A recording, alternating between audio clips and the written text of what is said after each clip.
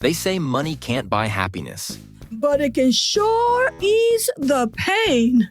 I mean, who doesn't want a little extra cushion in their pocket? Welcome to Financial Friday, where we'll explore practical lessons about money and how to make it work for you.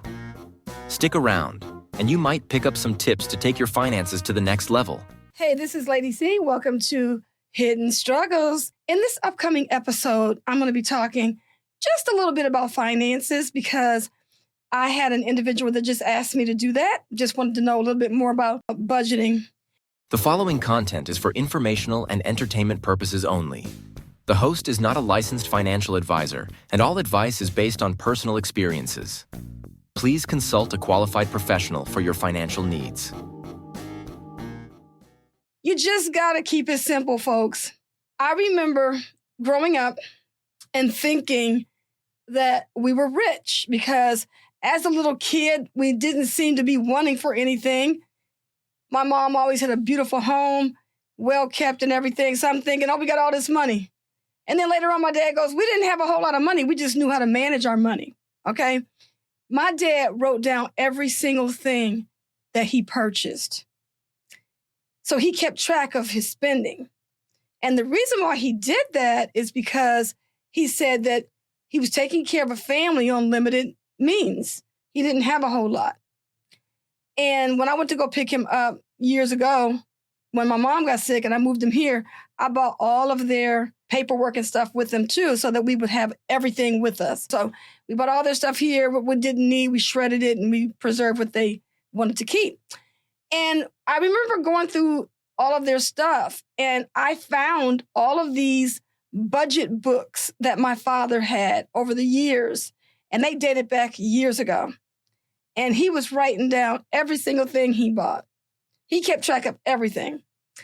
And so that was one of the biggest things about saving for us is like, you got to know how much money you got coming in. And then you got to know how much money you're spending. Because if you find yourself spending more than you got coming in, there's a problem. Not only that, but a lot of people are able to do that because they have a credit card.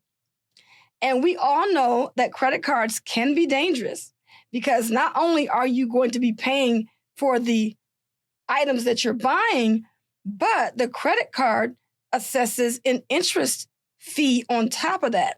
So if you don't pay off your credit card every month, then you wouldn't buy something on sale, but the sale item, because of the interest that's being tacked on there, is no longer considered a sale, you know? And so that was one of the biggest things that my father did is he never had a balance on a credit card.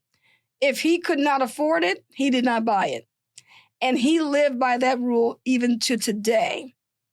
And while it took me a long time to catch on to that, you know, ideology of what my dad did, once I finally started doing the same thing, I discovered that my life changed a whole lot in terms of not being broke all the time or not being able to save something for a rainy day. And that's the kind of things that he's saying.